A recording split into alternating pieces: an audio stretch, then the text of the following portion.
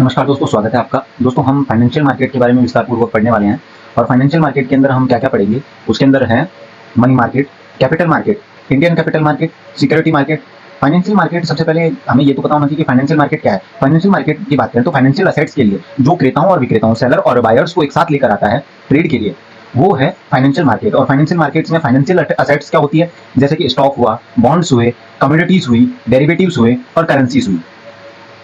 अब हम बात करें कि फाइनेंशियल मार्केट्स के कंपोनेंट्स कौन-कौन से हैं। फाइनेंशियल मार्केट के कंपोनेंट्स 3 हैं।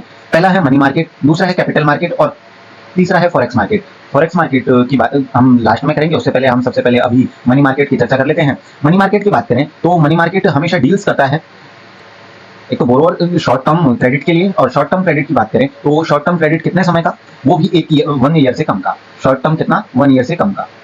अब हम बात करें कि आरबीआई की, और ये शॉर्ट टर्म हमारा जो मार्केट है उसको कौन नियंत्रित करता है, उसे नियंत्रित करता है आरबीआई। अब हम बात करें इंस्ट्रूमेंट्स ऑफ मनी मार्केट, मुद्रा बाजार के उपकरणों की बात करें तो उपकरणों में के अंदर हमें एक साइड गवर्नमेंट्स और दूसरी ओर कॉर्पोरेट्स को देखना होगा। जो गवर्नमेंट द्वारा जारी किए जाते हैं वो है treasury bills, cash management bills, और कॉर्पोरेट्स द्वारा जारी किए जाते हैं वो है सीडी, सीपी, सीबी अर्थात certificate of deposits, commercial papers, commercial bill, call money, notice money, term money और इंटर कॉर्पोरेट डिपॉजिट मार्केट। अब हम बात करें फाइनेंशियल मार्केट की पर चर्चा कर सकते हैं। मनी मार्केट की बात करें और मनी मार्केट में हमारे पास गवर्नमेंट एंटिटीज का आता है, तो सबसे पहले है treasury bill. Treasury bill discount पर जारी किए जाते हैं। किस पर जारी किए जाते हैं? डिस्काउंट पर। और ये 1 साल से कम के होते हैं, जैसे 90 डेज, 82 डेज और 364 डेज, 364 डेज। और कैश मैनेजमेंट बिल की बात करें तो कैश मैनेजमेंट बिल की बात करें तो ये इसकी जो टाइमिंग होती है वो 90 डेज की होती है। कितने डेज की? 90 डेज की।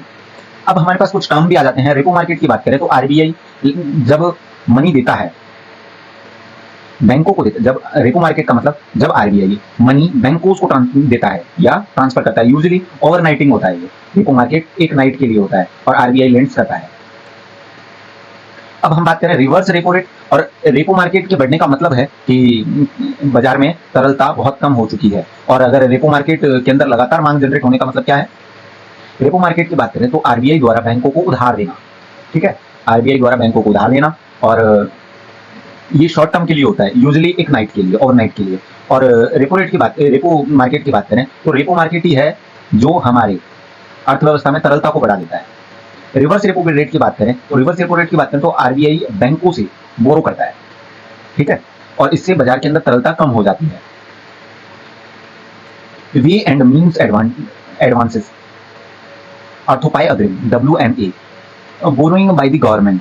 ये WMA सरकार की बोरोइंग्स होती है जो सरकार द्वारा उधार लिए जाते हैं, और इनकी एक टाइमिंग है कि इन्हें 3 मंथ्स के अंदर कंप्लीट चुकाया जाना चाहिए।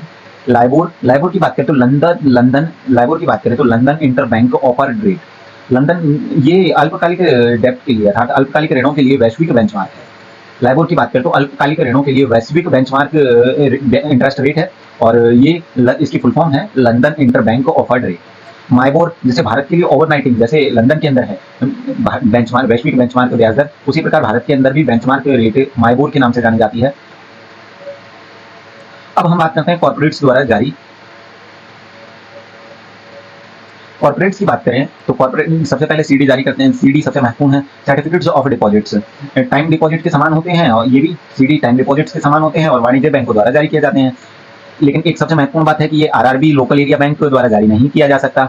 डिपॉजिट कम हो जाए तो सीडी जारी किए जाते हैं, और इसका मिनिमम जो अमाउंट है वो 1 लाख है। कितना है? 1 लाख। कमर्शियल पेपर की बात करें तो कमर्शियल पेपर की जो मतलब मैच्योरिटी पीरियड है वो है 7 डेज से 1 ईयर के लिए, और इसे कमर्शियल पेपर को कोई आरबीआई के अप्रूवल की आवश्यकता नहीं है। और आरबीआई ये कमर्शियल पेपर हैं वो डिस्काउंट पर जारी होते हैं। किस पर जारी होते हैं? डिस्काउंट पर। और ये अनसिक्योर्ड शॉर्ट टर्म लोन है। Commercial paper unsecured short term loan है। और इसे कौन कौन इशू कर सकता है? सबसे पहले तो आपको ध्यान रखना है कि NBFCs, AIFA, all India financial institution, cooperatives, government entities, trust, और साथ ही साथ कोई बॉडी जिसकी कुल संपत्ति 100 करोड़ से अधिक ना हो। अब हमारे पास आता है कॉल मनी। कॉल मनी की बात करें तो शॉर्ट टर्म फंड के लिए है, और शॉर्ट टर्म की बात करें तो कुछ टाइम से लेकर 1 डे तक।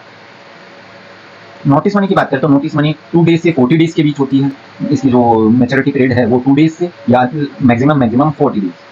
बोरोइंग एंड मतलब जो बोरोइंग के लिए और जो ऑपरेशंस हैं वो इसमें शामिल होते हैं। टर्म मनी की बात करें तो टर्म मनी 40 डेज से अधिक के लेन देन होते हैं। टर्म मनी का मतलब 40 डेज से अधिक के लेन देन। और inter corporate deposit market, inter corporate deposit market ये सबसे महत्वपूर्ण भी है।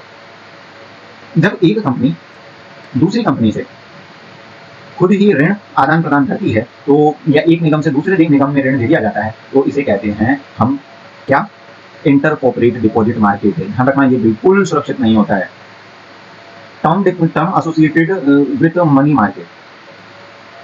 देखिए सबसे महत्वपूर्ण है एक वाटरफॉल अप्रोच। वाटरफॉल अप्रोच की बात करें तो मनी मार्केट और डेब्ट सिक्योरिटी मार्केट का वैल्यूएशन करने के लिए जो अप्रोच का यूज करते हैं उसे हम कहते हैं waterfall approach.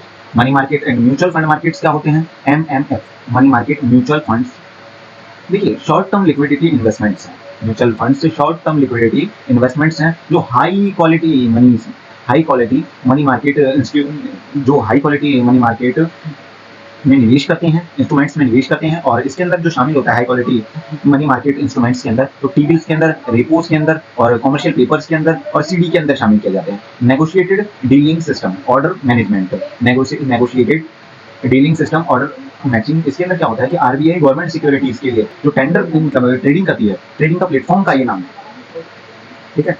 Negotiated dealing system, order matching, अर्थात जो आरबीआई है हमारा वो गवर्नमेंट सिक्योरिटीज के लिए जो प्लेटफॉर्म है, ट्रेडिंग प्लेटफॉर्म है वो है।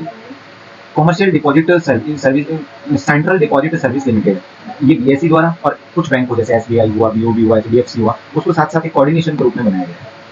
अब हम बात करें कैपिटल मार्केट की। कैपिटल मार्केट की बात करें तो कैपिटल मार्केट की मैच्योरिटी है वो 1 ईयर से अधिक की होती है और इसके अंदर इक्विटी स्टॉक्स और बॉन्ड्स, डेब्ट। आरबीआई लॉन्ग टर्म सिक्योरिटी को रेगुलेट करने के लिए रेगुलेट करता है और लॉन्ग टर्म गवर्नमेंट सिक्योरिटीज को रेगुलेट कौन करता है, आरबीआई। और SEBI long term cooperative debts को, ठीक है, 5 वर्ष से 40 वर्ष की अवधि तक ये लॉन्ग टर्म गवर्नमेंट सिक्योरिटीज होती हैं। तो दोस्तों ये था हमारा मनी मार्केट का फर्स्ट चैप्टर। आगे हम इसे कंप्लीट करेंगे तो बने रहिए अपने साथ।